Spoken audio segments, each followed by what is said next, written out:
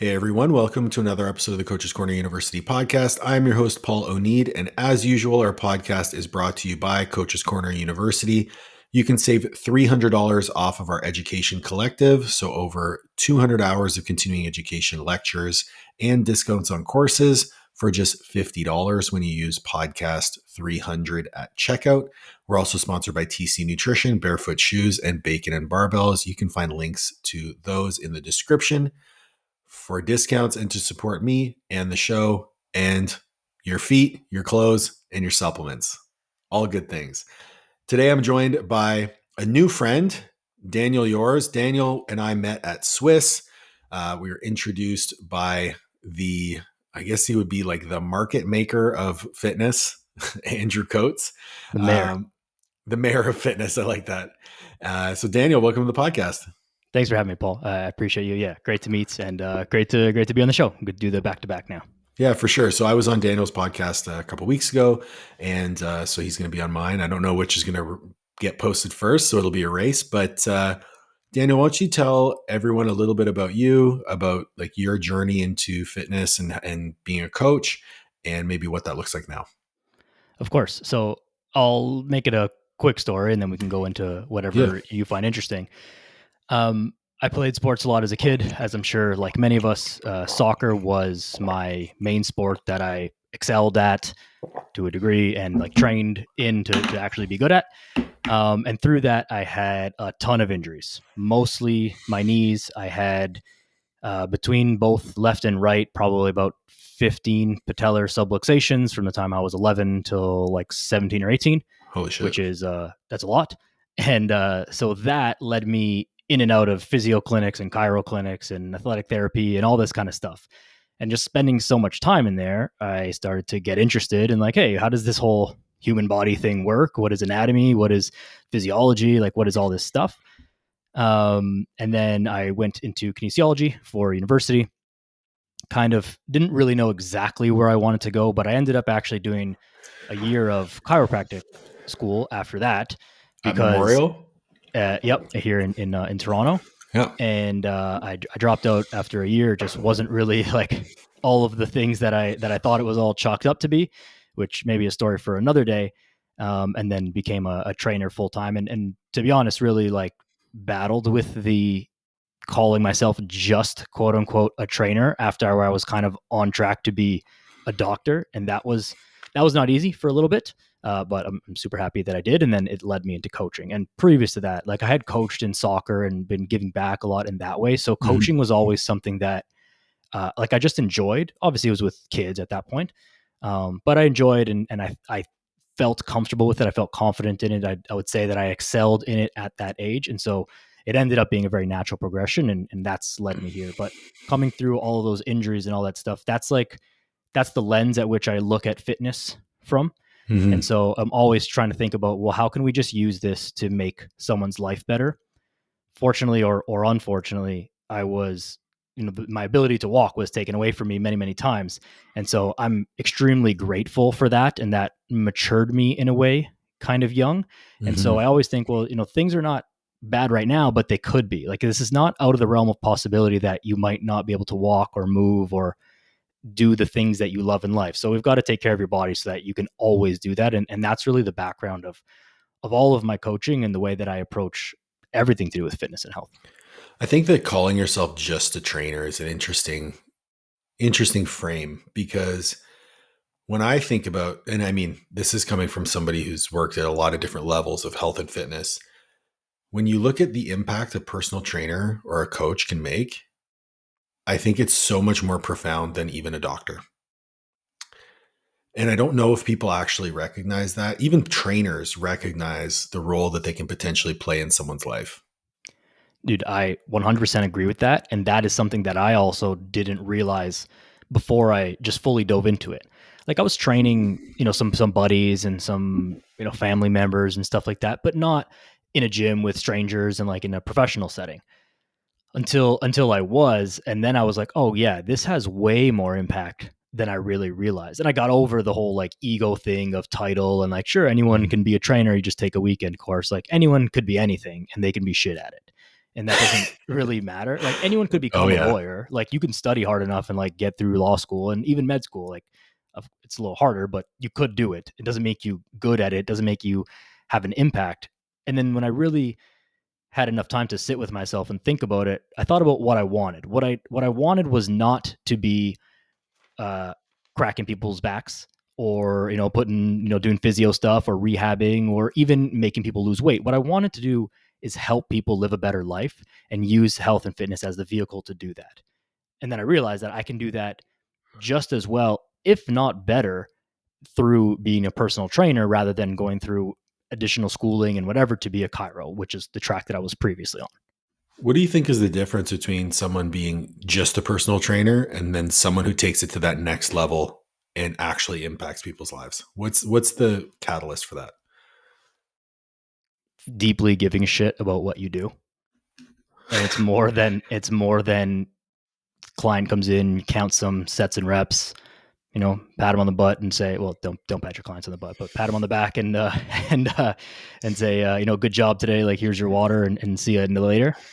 It's caring about the person on the inside and realizing that that is the thing that you are impacting far greater than any of the physical stuff, weight loss, muscle building, whatever. That is really the easy part of what we do. Speaking to the person, the personal part of personal training is much more important and much more impactful. So I think the people that get past the just a personal trainer, and I'm sure Paul, many people who became a trainer and they lasted for 6 months, a year, 2 years, and then they're like, I'm just like, this is not for me. I'm not making enough money. I don't like this. I'm not doing this. Mm-hmm. Those people obviously were in it for the wrong reasons. Mm-hmm. Or weren't taking it seriously enough. They were thinking about it as maybe a stepping stone in their career rather than this is my profession. The same way, again, you'd be like, I'm a lawyer. This is my profession. I show up to work. I act professionally. I dress professionally. I take my professional development seriously. I take my client interactions and my colleague interactions seriously. And I think the same thing is true with being a trainer. And maybe I'm rambling a little bit now, but no. When you take your job very seriously and consider it to be your profession, my profession is personal training and helping people get a better life using health and fitness as a vehicle to do that. That is a difference between like I show up at work at 6 a.m, I clock in, client comes in, count their reps, 3 sets of 10, great job, see you later, next client. That's just, you're not going to be successful that way, and you'll impact people's lives, but not to the extent that you could. One of the things that I always fall back to is like you mentioned the personal side of personal training. And when you're dealing with health and fitness, it is a phenomenal vehicle, as you put it, to personal development, but only when it's framed that way and only when it's coached in a manner that facilitates that sort of change. And that can't happen without forming a relationship with the person that you're working with and learning about them as a person. Their deepest motivations, their deepest fears, all these sorts of things that play the history that they're bringing to the table when they reach out to you in that like stage of readiness for change. I'm always brought back to the fact that the better we can understand people and human behavior and psychology, the better we're going to be able to apply these principles of training and nutrition. And I agree with you. The biggest difference between the trainers that make the impact and the ones that don't are the ones who give a shit. Like that is 100%. And giving a shit plays into how well you pursue your continuing education, how well you prioritize your time, how well you pursue your own goals, how well you're able to relate to the person sitting in front of you or beside you. These are all the things that go above and beyond sets, reps, macros, right? We talked about it when we spoke last, but if you're training like lifestyle, general population clients, mm-hmm. As a trainer, you use very little of like the technical knowledge that you should have on training, anatomy, physiology, nutrition, all of that stuff. It's more about how do we get these very, very simple things. This like level 1, maybe we get to, whatever you'd consider a level 2 of training and nutrition into your clients. If you're training high level athletes, of course, there's a larger technical demand for those skills, but really it's about how well can you implement this, not just how much stuff do you know, but you still have to know all of those things so you know how to bring it back down. I actually just had a conversation with somebody recently about the value of education in today's world. from a business perspective, because I was talking about how I have Coaches Corner University and we do a lot of continuing education. And his response to me was like, well, don't you feel like the continuing education route is like a race to zero? And I was like, huh? And his point was, anyone can learn anything if they take enough time and watch enough YouTube and watch enough and go to ChatGPT or any of these other platforms and just ask prodding questions. I was like, huh, that makes a lot of sense. But he said, you know what can't be outsourced to AI is relationships and implementation. So when people are looking to invest in their education, they're not going to be investing in the knowledge. They're going to be investing in the implementation of that knowledge. And that hit me like a ton of bricks, because that's something that I believe in wholeheartedly in the way that I teach, because I teach in a way that doesn't actually answer people's questions. It teaches them how to ask better ones. And I had inherently been doing this without thinking about it. But then the way that I market what I do was completely ass backwards, because I very rarely mention the implementation. So I think for anyone listening to this who is a personal trainer, who is looking for education, you need to start pursuing education routes that allow you to implement the knowledge that you're learning.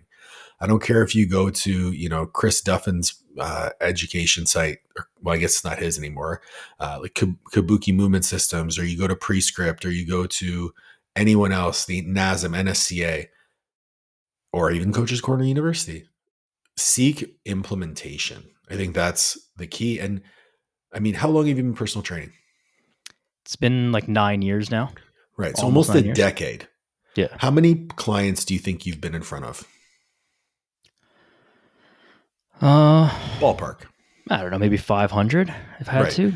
So 500, so 1,000 eyes have been on you for an hour, a couple times a week.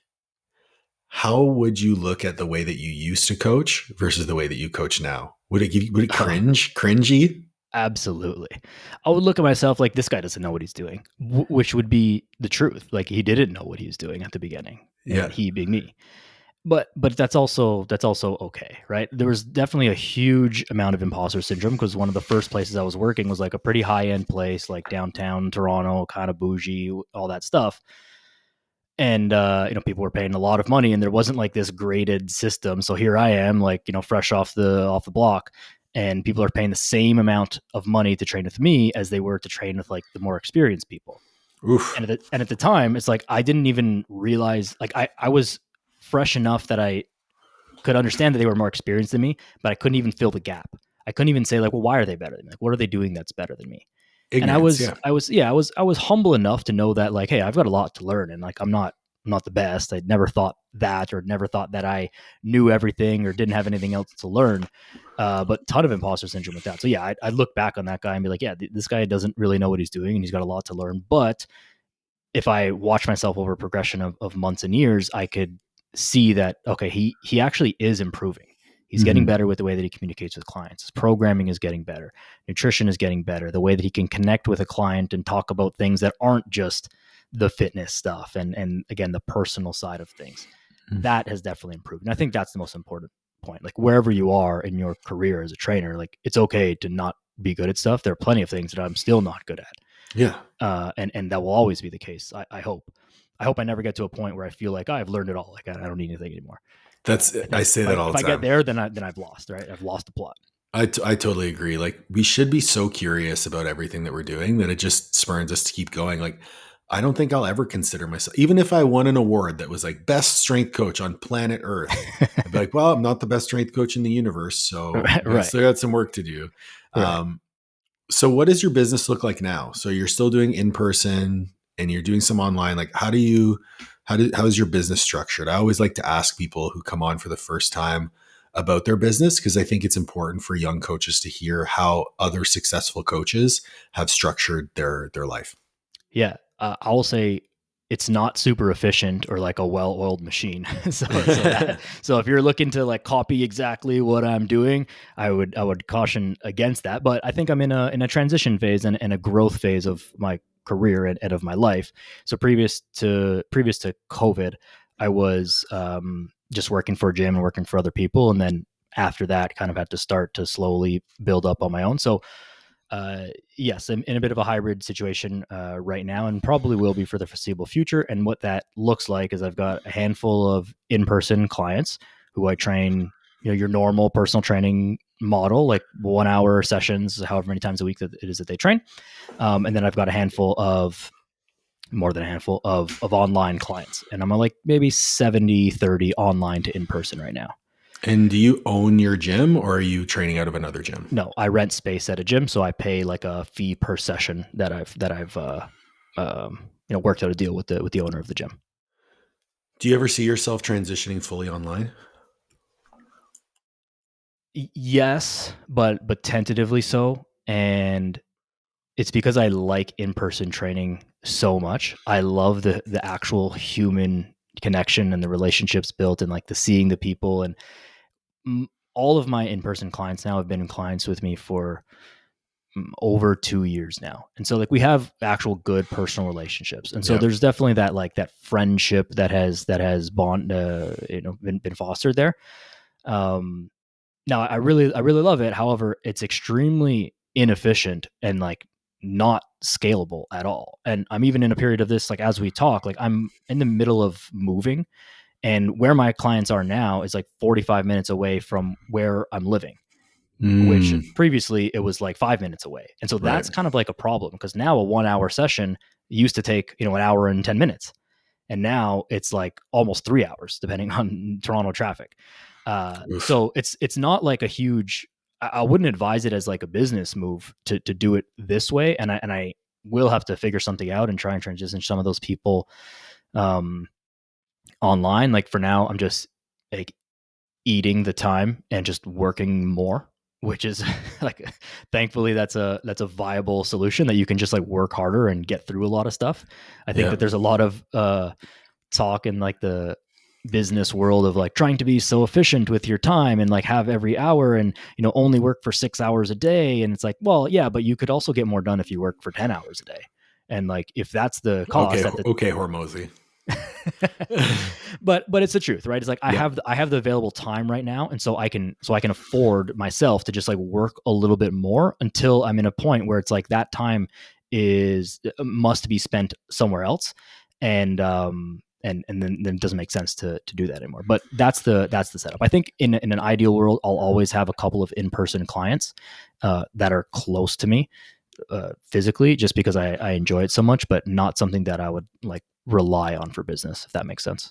Yeah, for sure. So this is an area where if you are purely business focused, the question you ask yourself is, am I in business to do business, or am I in business to scratch an itch? So if you're telling me, hey, I'm basically losing money by training people in person, but I really love it. If I was strictly a business person, I would call you a moron. Right. But because I see the bigger picture of business and the fact that we have to do this for the rest of our lives and we should probably enjoy the things that we're doing, I'm a big advocate for, even if you are coaching online, to at least have one or two clients that you see in person every week. Number one, it's going to keep your sword sharp when it comes to communication. It's going to keep your coach's eye sharp, but it's also going to allow you to practice that relationship building component with someone who you see in person, and that will only transfer better into the online space. I still coach one client a week, and I don't have to. And I'm very upfront about the fact that like I only coach her and I say no to everybody else because I enjoy working with her.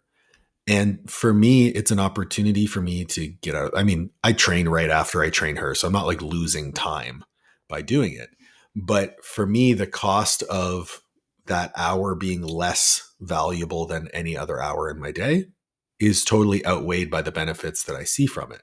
So when you're telling me like, yeah, I'm going to restructure my business and go completely online, I'm like, well, maybe you should, maybe you shouldn't. You got to weigh those pros and cons. But I think it's really important to hear that like you can run a very scalable hybrid business, right? Like if you, especially the way that I tend to pitch it to people, and I mean, anyone who's listening can steal this, is if you're an online coach, you charge every single person on your roster your online coaching fee. And if they want to see you in person, that's a separate fee. So at least everyone on your roster is paying you a monthly recurring fee. You can scale that as much as you want or as little as you want. And then that individual training appointment fee can be less frequent. So that client who usually sees you 3 times a week goes down to 1. and then you can fill that other time with more online clients. That's the model that I tend to adopt with most people that I work with in that capacity. But I love that you said, I'm going to keep working with people in person because I like it. It's like, good, fucking do it.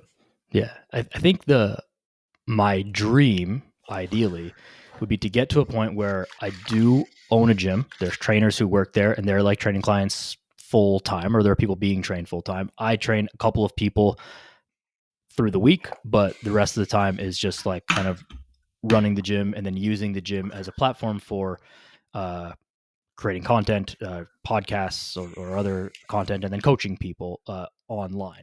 But having the gym as like an office and more of like a studio, if you will. Yeah. And then I train a couple people there in the off time, but I don't need to rely on like the revenue of the gym to run itself, which is again probably a bad business move. Yes. Because I'm like, hey, I just need this gym to like, it just needs to not lose money. It doesn't need to make money, and I'll make money by using it for other stuff. But so this is why it's like, I say it as a bit of a dream, because I'm not sure that I'd actually pull the trigger on that, because it's it's kind of a bad business move. So we'll see, TBD. I'm not close to that, by the way. Well, here's the thing. So I will tell you why it's a bad business move, because if the gym doesn't make money and you're spending time on it, you're losing money. Yeah. So, I'm well aware. I just think it's cool. every meathead I know was like, yeah, I want to own a gym, until they realize how much money it costs to own a gym. And they're like, oh, I don't want to own a gym anymore. Yeah.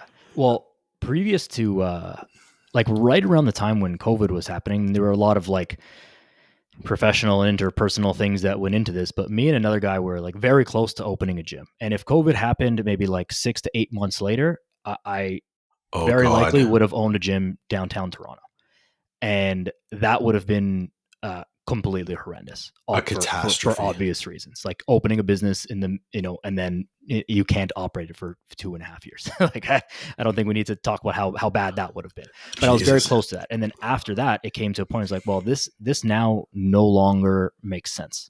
Mm-hmm. Because the landscape has changed so much. My own professional life and the other person's professional life, like it had changed so much. Like this doesn't make sense. And so I think that in hindsight, it may have been fine if COVID never happened. But if COVID did happen, which it did, it would have been obviously horrendous. So kind of like a little bit of a dodged bullet there. But my life would have been very different if I was owning a gym. Well, dude, I'm very curious to see how your business evolves over time with, the life changes and things like that, because, the business that we operate now is completely different than the business I operated 5 years ago.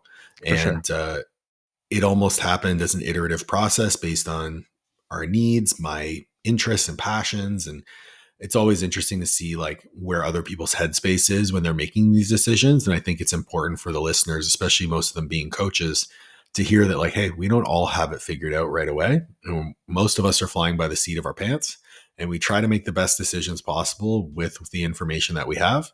And as long as we're driven by helping people and our own interest, curiosity, and passion, good things are going to happen. Yeah, that's the key for sure. And I know you want to move off this topic, but like one last thing there is I think it really has to stay about being driven by helping people. Like I've been part of business mentorships and stuff that were like so financially driven to the point where they're like ignoring the client. And like, yeah, you could DM 8,000 people a day and like enough of them will say yes and you'll get money. But I'm not really interested in running a business. I'm interested in helping people. And I think if you keep that, now I haven't made it to say whatever, but I think if you keep that as like the main thing, then things will work out and it will become financially viable. But if you just try and make it about make as much money as possible and don't worry about anything else, then you might do well financially for a bit, but I don't think that that's going to last for the long run. Well, listen, I will tell you right now that Master Athletic Performance and Coach's Corner U makes more money than I ever thought possible to make in health and fitness. And we have done nothing but serve people. It's been a much slower process than it otherwise could have been, as you mentioned. But now I'm sitting on a business that is fulfilling every need that we could possibly have. And we're coaching people who are absolutely incredible humans. And that's fucking awesome. And so like, you don't have to take these easy roads. Let's talk a little bit about, the things that you're very passionate about in your coaching practice. You mentioned earlier that framing the way that you look at injuries and using your own injury history as a means to inspire you to help find solutions for other people. Talk to me a little bit about, someone who comes to you dealing with an injury. What's the process that you're going to go through with that individual from, the initial discussion to putting together a program and getting them on the gym floor? So first of all, it'll be about understanding what their injury is, right? And I'm not a therapist. I don't ever claim to be one. So I'll encourage them to like work with someone in person on that if they need hands-on stuff. But if it's just kind of like, I just have this like knee pain. I've had it for like 7 years and it's not like a real injury. It's just like some kind of pain, which is more common than people who will come to me with an actual injury. It's about breaking down movements into their doable components. So you say that I can't squat because it hurts my knee. Okay, well, the reality is you're not going to never squat again in your entire life. And if you are, like, might as well just be in a wheelchair and start that process now.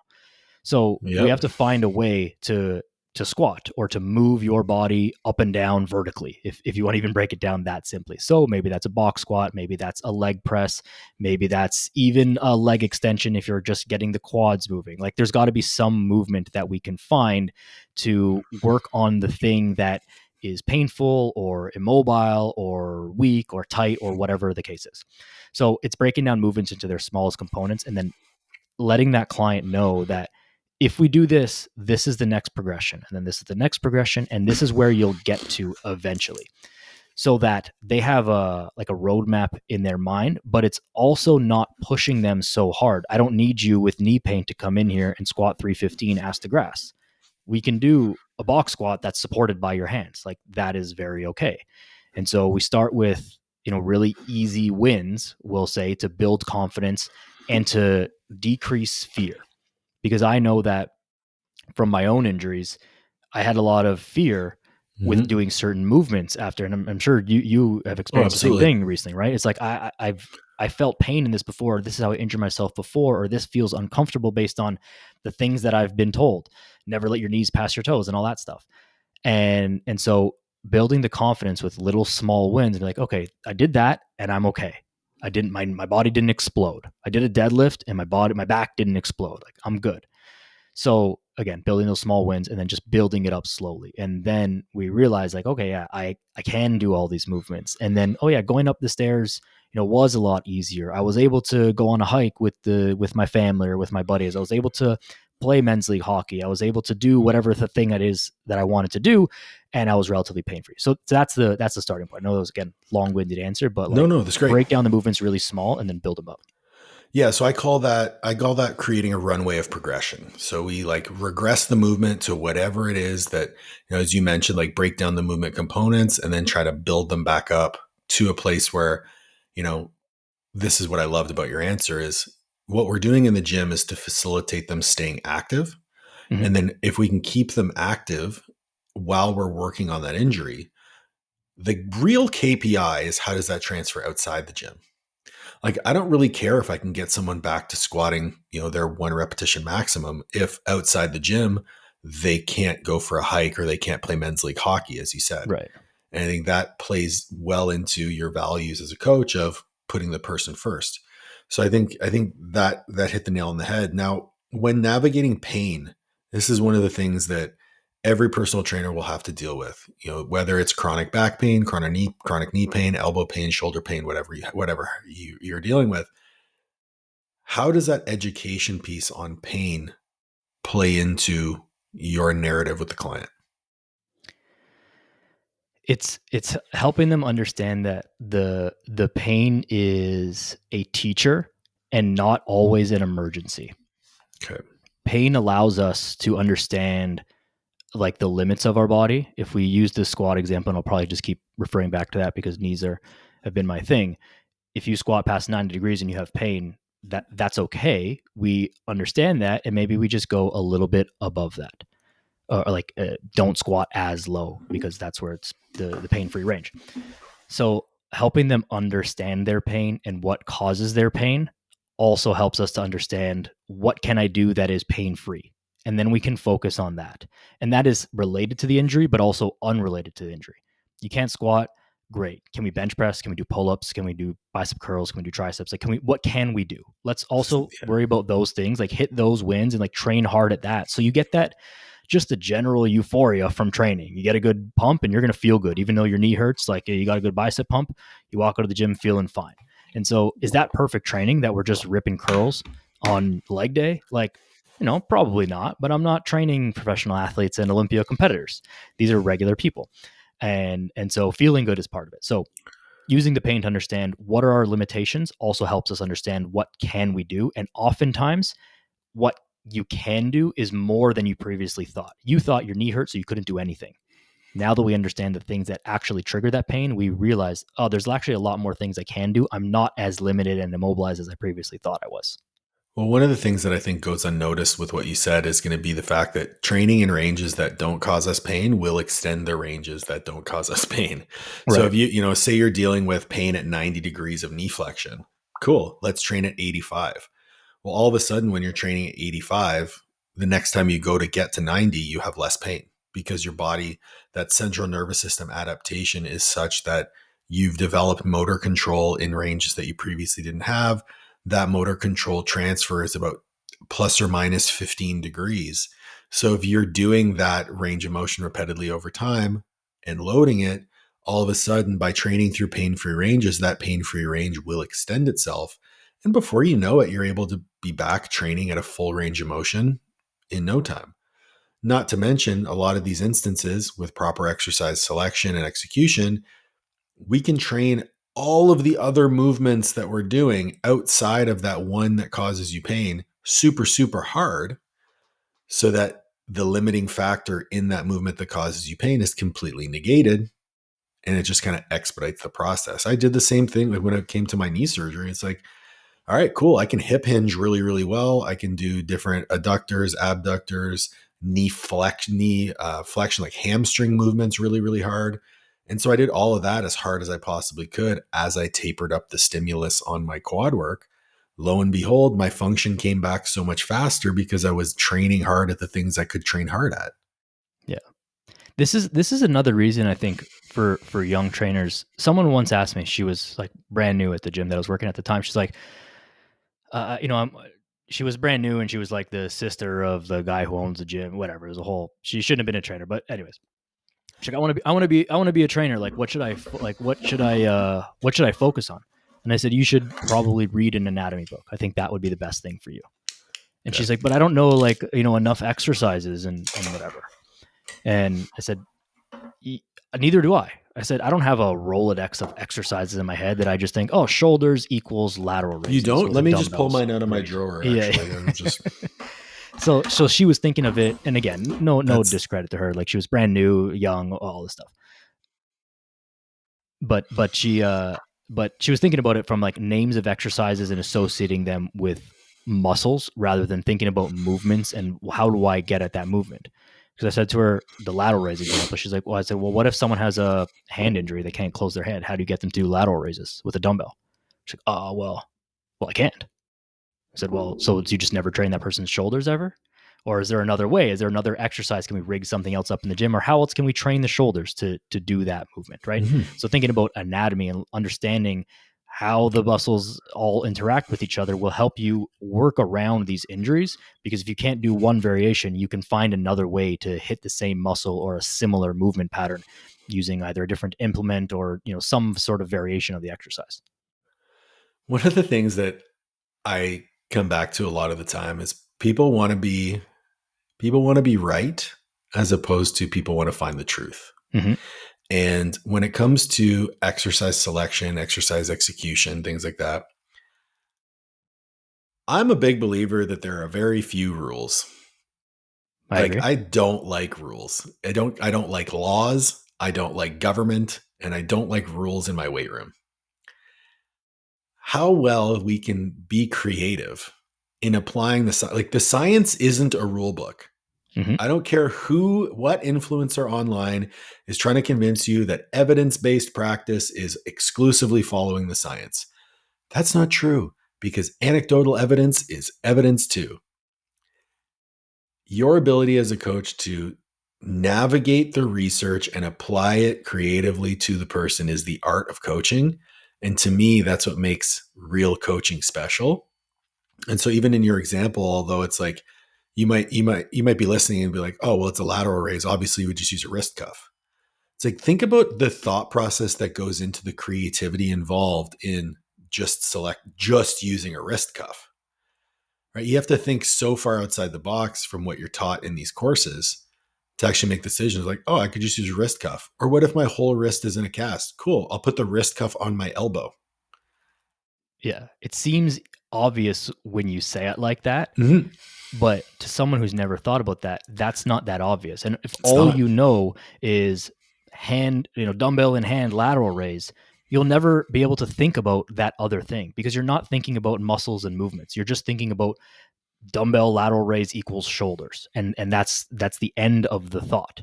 And it's just not a progressive way to train and to learn. Like it's gonna fall short far more often than it's gonna serve you.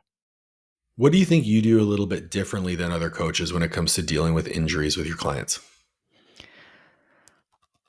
I think that I push people more than Okay. the average, because I have enough experience with it and experience with like a multitude of injuries. I think I've gotten pretty good at understanding. Maybe like it's like watching people do it, and it's like, okay, I know this feels a little bit uncomfortable. I know this feels tough or whatever, or maybe it's a little bit awkward or it's a weird setup, but I need you to trust me that this is okay. And then the way that I'm able to communicate that with that individual, I'm able to push them through it. Versus, I think many trainers will just shy away from it, where it's, oh, your shoulder hurts when you came in today. Well, we'll just like not do any upper body stuff. I will very rarely, I don't want to say never, but very rarely, like just avoid a body part because it, Same. feels a little hurt today. And so I'll push people through that. And then oftentimes, like we can have, if it's not an injury, it's just like, oh, my shoulder just feels like, really tight or kind of, whatever weird today. Okay, let's work on it.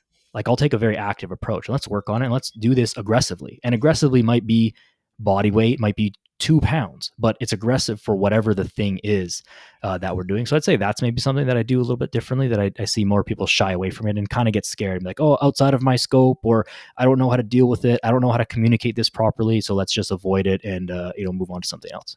No, I think that's a pretty accurate statement that you kind of do things differently in that regard, because that conservative approach is more often than not, you're fostering a mindset of avoidance, right? So it's Right. like, my knee hurts, so I'm not going to train my knees. It's like, well, the only way to get better is to create a stimulus. And if we can't create a stimulus through exercise, you're just going to be going backwards. So the sooner we can get your knee moving in ways that don't hurt, bringing back the previous part of our question and answer, is like, the sooner I can find a variation that allows you to train your knee in a way that doesn't hurt, the sooner we can get back to doing the exercise that actually did hurt. And you have to be aggressive in that. And you mentioned it starts with education. It starts with educating the client on pain. It starts with educating them on why their knee hurts when they do certain movements, teaching them to have appropriate proprioception with regards to like where their body is in space while they're performing these movements.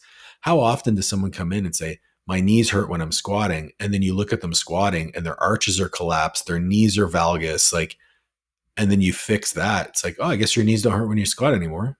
Right. Yeah. That happens like almost all the time. Right. Yeah, exactly. It's like, it's not because you have a knee problem. It's just because you don't know how to do the movement, and that's okay. But we can learn that. Like this is a fixable problem, and most of them are fixable, unless you're coming in with like, hey, I don't know, I slipped and I smashed my knee on something, or it felt like something tore. A lot of times it's just like, I just have this knee pain, kind of hurts when I squat. It's happening for like the past 10 years. Like, okay, that's not an injury, because if it was, you wouldn't just deal with this for 10 years. Right. Like you would go see a doctor, you would get surgery if needed. Like you would do some more stuff. That's just a little bit of knee pain.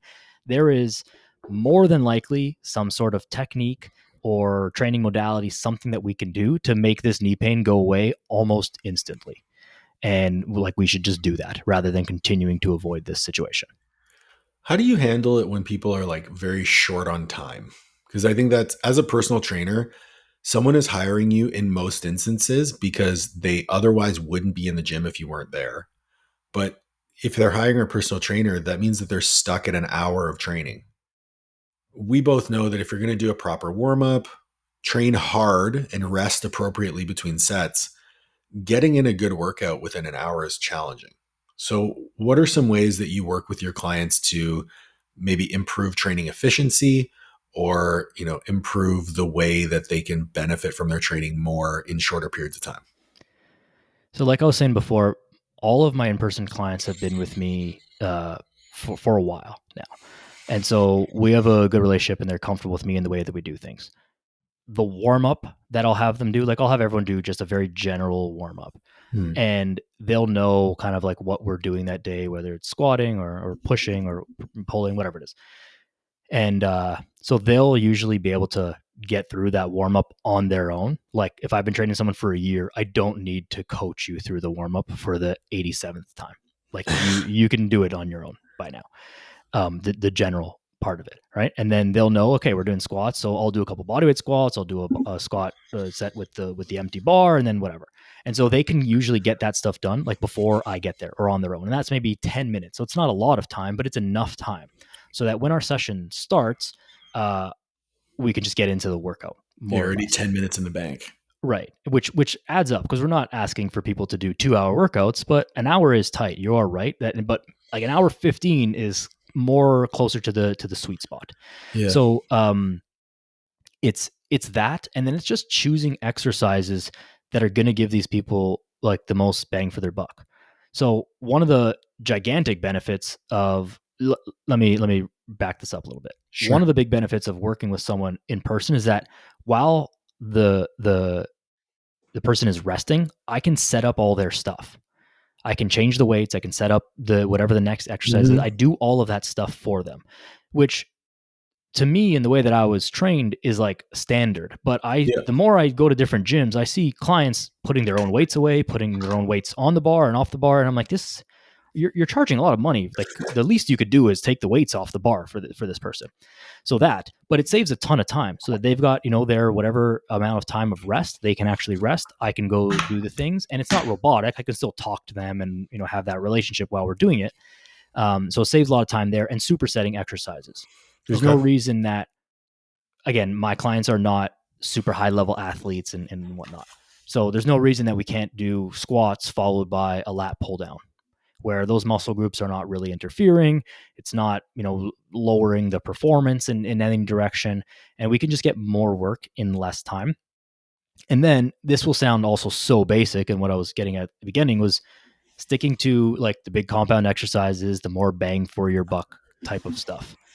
If you want to focus on your arms, I've showed you how to do bicep curls many, many times. Unless it's part of what we're doing as a main part of the program, you probably don't need me to watch you do the bicep curls at the end of the workout if it's an hour. And that's the thing that you want to focus on for a little bit of extra time in like the 2 hours a week that we have. Layer all that on top of, because I'm in this hybrid situation, I'm not back to back to back with clients. And if we need more time, I'll just take more time and I'll just spend an hour and 15 or an hour and 20 in the gym with that client. And so that as well. Interesting. So how do you, I already know what your answer is going to be, but man, supersets and increasing work density, that's not optimal. And choosing internally stabilized movements, that's not optimal training for hypertrophy. I know. If I ever met Jeff Nippard, we wouldn't be friends, I guess, right? You're the same height. Aren't you guys in like the same club?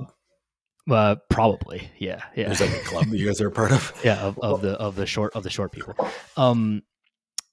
Yeah, it's not optimal. But here's my thing against the optimal thing is like, unless this person, and again, I'm not training bodybuilders and professional athletes. These are regular people. And I know I've said that 100 times, but it's important to frame it this way because nothing they do in their life is optimal. They're not sleeping 9 hours a night. They're not eating perfectly calculated macros every single day. Their stress is not always perfectly managed.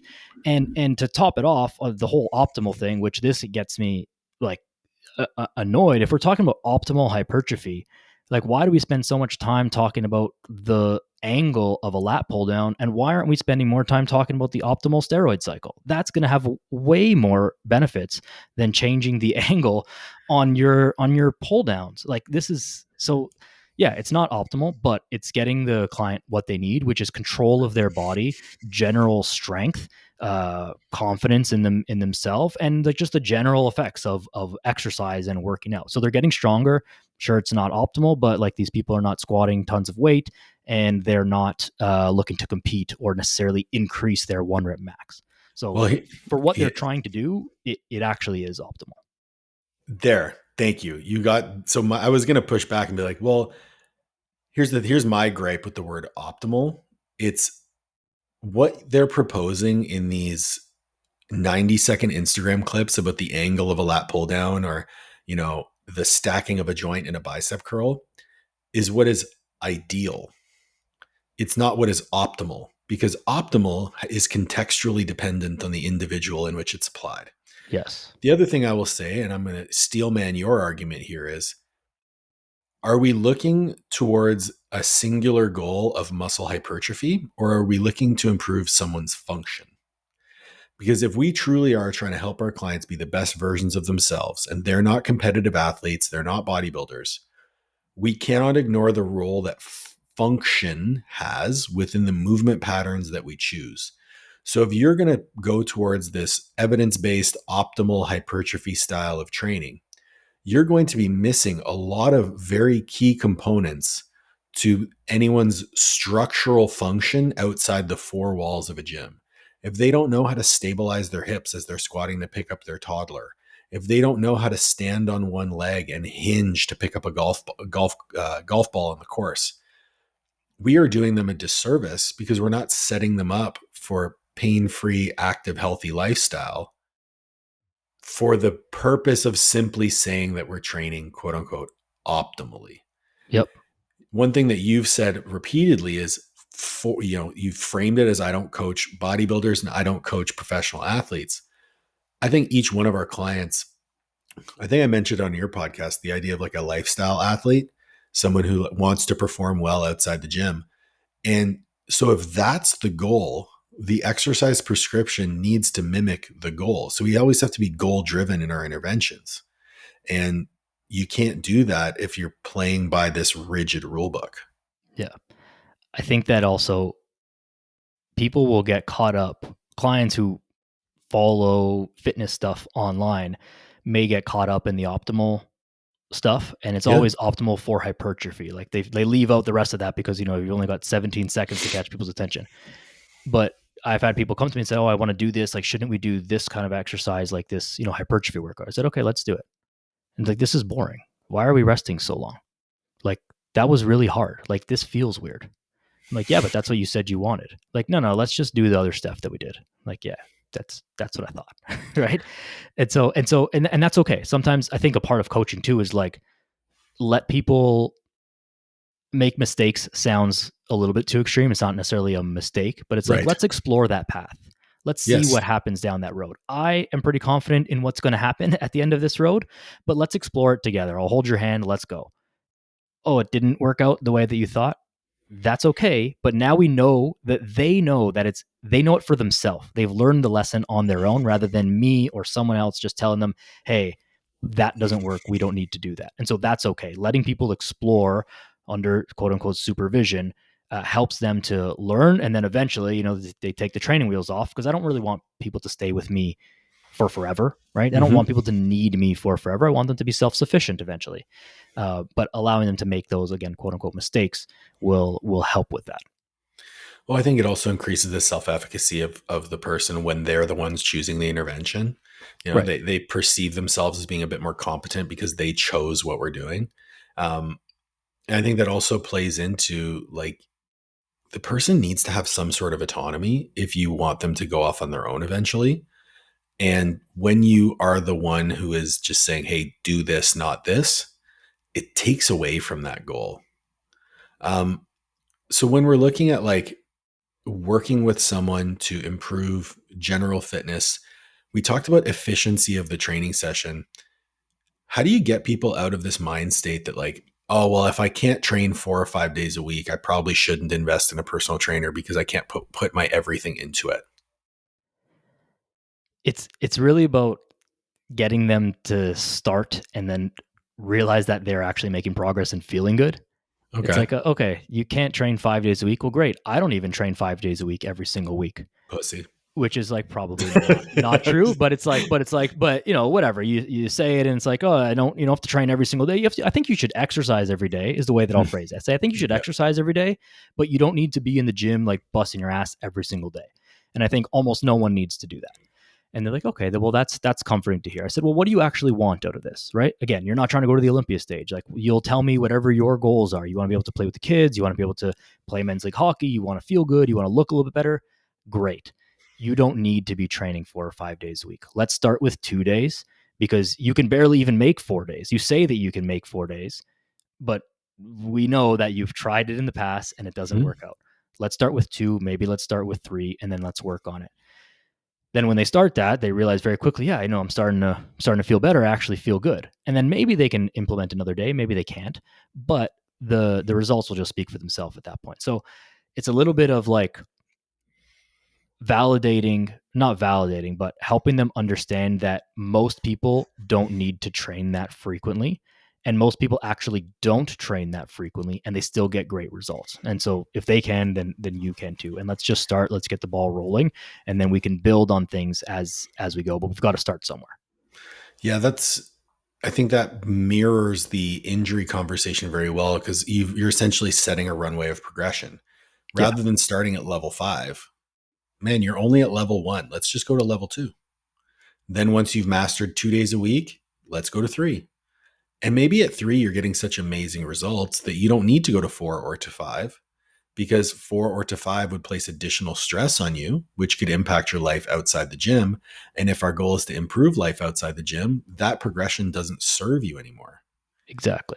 What are some things outside the gym that you focus on with your clients to maybe help them benefit from that lower frequency approach or even just improve their fitness when they're not in the 4 walls of the gym with you? Sounds so basic again, but it's really just walking. I'm just a Okay. gigantic proponent of walking and outside specifically, even in Canada, even when it's cold. Like, we have these great things called winter jackets and hats that keep you warm when it's cold outside. It's phenomenal. No. Yeah, it's crazy. Especially people in Toronto. Like, we don't even get real winter. Like, people in Alberta, people in Manitoba, like, it gets cold there. Like, it doesn't get that cold here. So suck it up and go outside. But there's, the fresh air, the nature, all that stuff. So big proponent of that, and just breaking it up into smaller chunks as well. Like, okay, you can't walk for an hour because you've got life and all that stuff. Can you give me 10 minutes in the morning? Can you give me 10 minutes in after lunch? And can you give me 10 minutes after work? Probably yes. Great. Let's start there. So it's that, and then getting people or encouraging people to use what I call micro workouts, or people call them mini workouts or whatever. And it's literally just keep like an exercise band at your desk and randomly throughout the day do some band pull aparts, do a set of 10 push-ups, do some squats, just do like little tiny bits of exercise just to inject more movement into your day rather than sitting still and then trying to like undo all of that in the gym. In the 3 hours a week that you're going to spend in the gym is not going to offset the 50 hours a week you are sitting at your desk hunched over with your head forward. So we've got to find ways to just move more. And so breaking it up into, again, those really small movements. And there's not really, like, this is different, I think, than the runway of progression, because there's not a progression to that.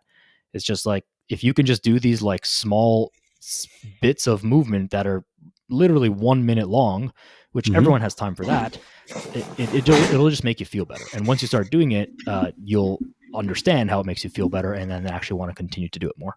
I love that idea because it's something that I use with my clients all the time. It's something I've used with myself. I remember when I was living in Alberta, the weather got so bad during some periods that like going outside, I couldn't even take the dogs outside. It was so cold.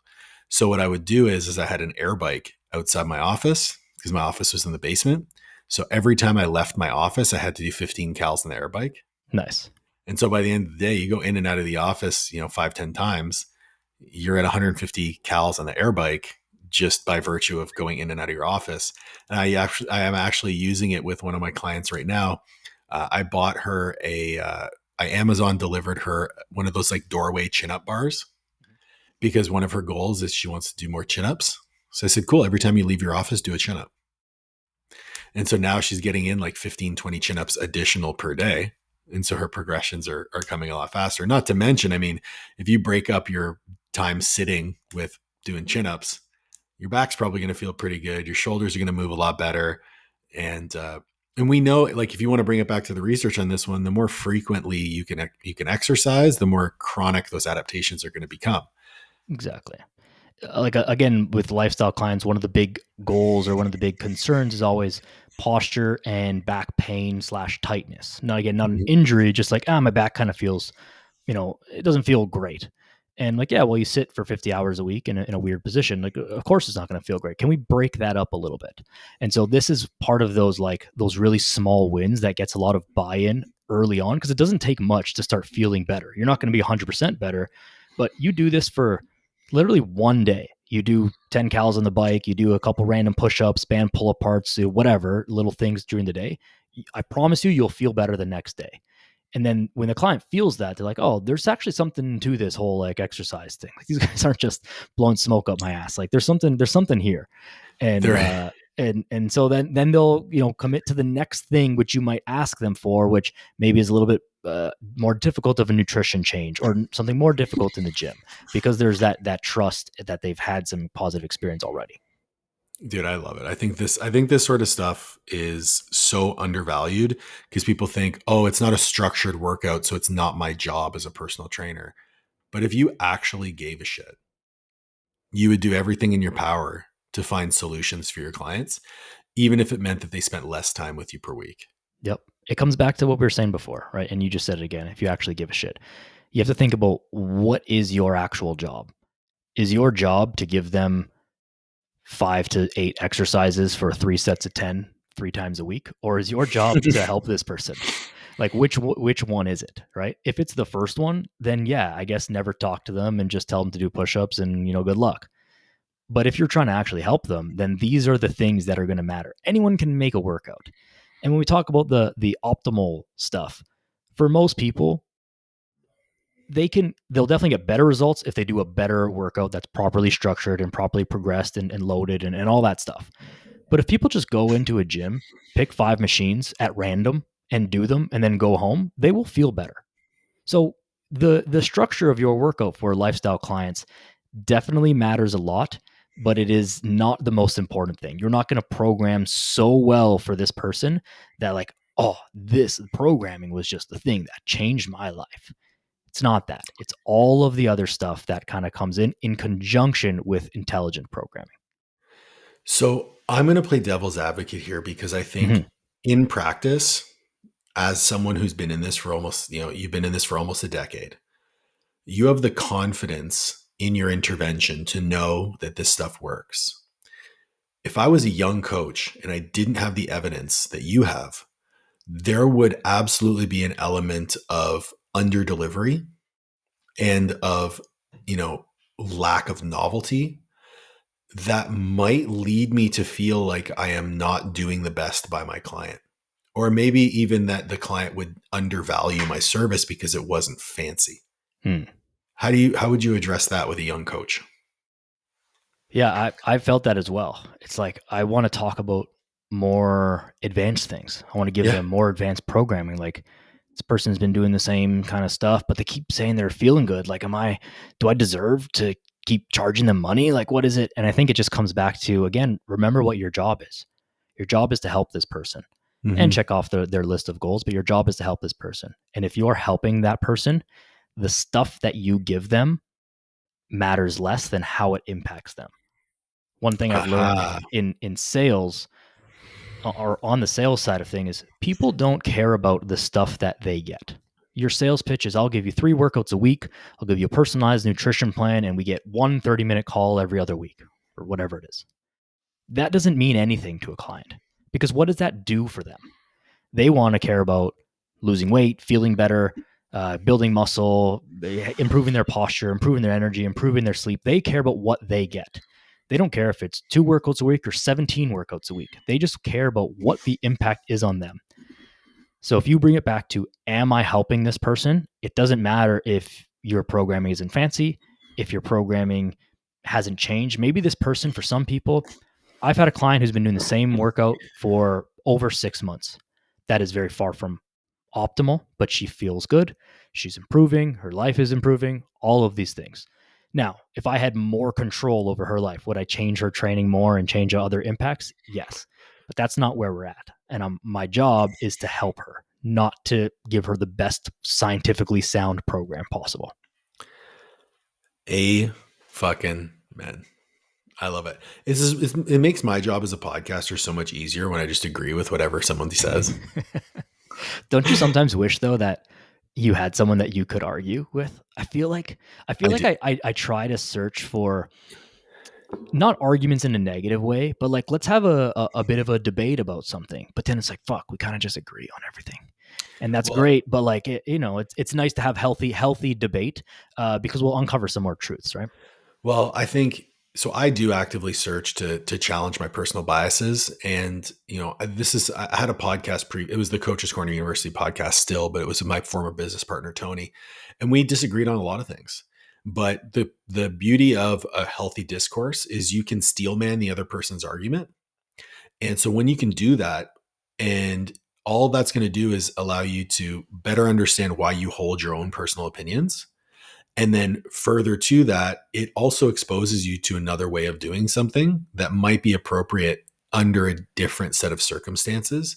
Mm-hmm. So worst case scenario, you expand your toolbox. Like that's a pretty good worst case scenario. And I think people search to have their biases confirmed as opposed to challenged. And it is a limitation, especially with younger coaches where they want to feel right as opposed to searching for the truth, like I mentioned before.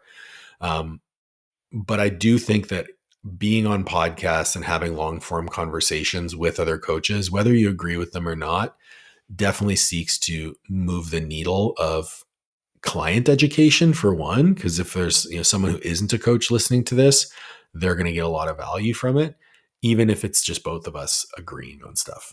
Yeah, I would even say like just for young coaches, like I think starting a podcast is honestly a phenomenal coaching tool because it forces you to become a better communicator.